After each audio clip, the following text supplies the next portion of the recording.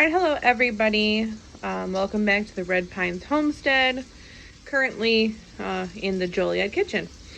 So we decided we were going to do another recipe for you since those seem to get a decent amount of hits.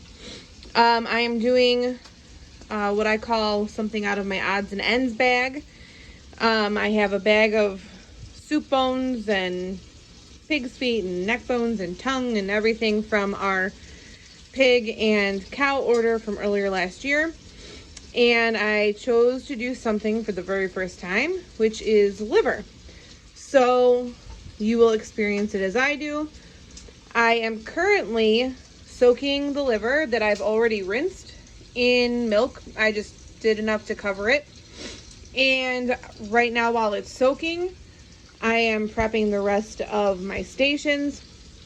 We have about 2 cups of flour here with salt and pepper to taste. I added some garlic powder and onion powder.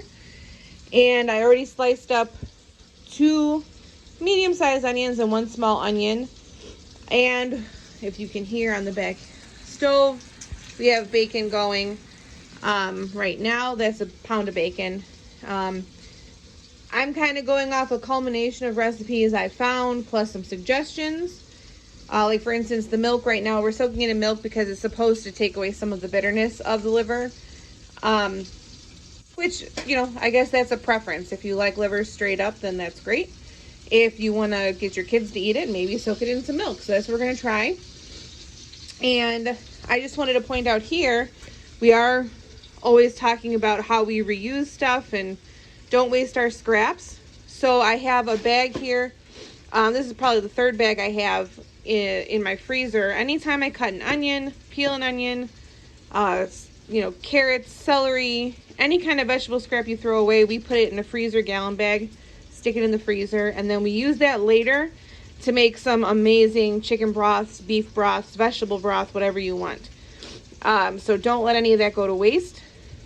And right now, I believe I'm going to leave you, and I will check in when we move on to the next step, which after the bacon is done, I'm going to throw some butter in the pan.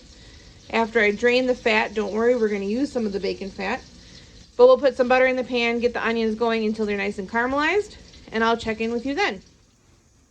All right, so checking in, letting you know where I'm at.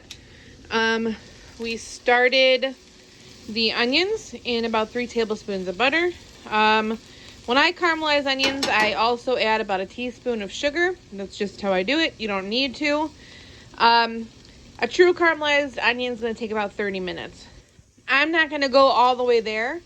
I think I'm going to do somewhere in between a saute and a caramelized onion, because when they get caramelized, they get really tiny. You have to, I don't want to be sparing when I put the onions on top of this liver.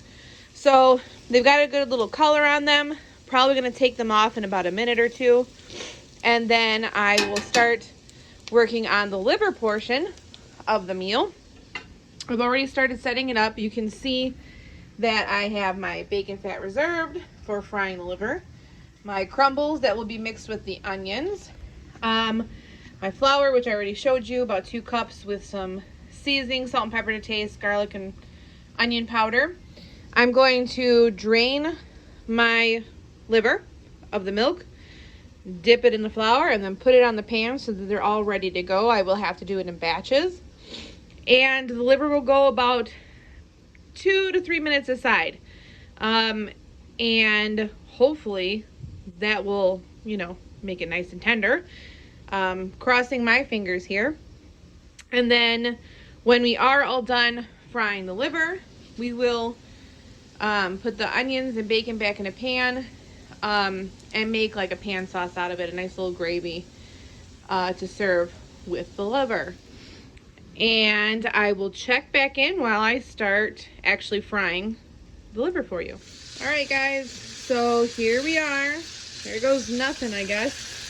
The first 2 are in the pan, the first 2 slices. As you can see, I have several to do. I'm gonna let them go till they're nice and brown. And I'm only going to flip them once. That's what all the recipes say. So we're going to do that. I have about the drippings. I think the bacon drippings added up to be about a tablespoon of drippings.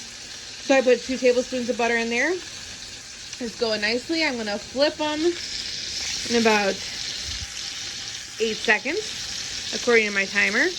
And hopefully they're nice and brown, and we'll give them a good flip and then let them go another 5 minutes.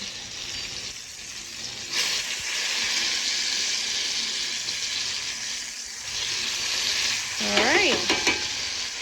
So some people say, you know, kind of treat it like steak, that it'll still cook when it's out of the pan. So I'll probably let this go maybe not another 5 minutes because of how thick they are. I'll let them go about 3. And I'll pull them out, and maybe I'll slice one open and double check and make sure I'm cooking it right. But I'll check back in with all of you when we're ready to plate and give you a little bit of a review of it. All right, so I wanted to double check and make sure I was doing this correctly. So I took the first 2 pieces out and decided to taste it. I mean, look at this. So wonderful. Super tender, and everyone in the house has tried it, and everyone is basically doing backflips. Super successful. Can't wait to put the onions on it, give it a try. I'll take a photo when I doctor them up, but this is definitely a keeper. All right, folks, this is it. I am pretty happy, pretty proud. I got my liver. I sliced it only because I have some long pieces, so it fits. Put it some onions on top, some bacon. I did our potatoes with a little bit of the pan sauce that I did. I also put some of the pan sauce on top of the liver. Some of our roasted veggie fries.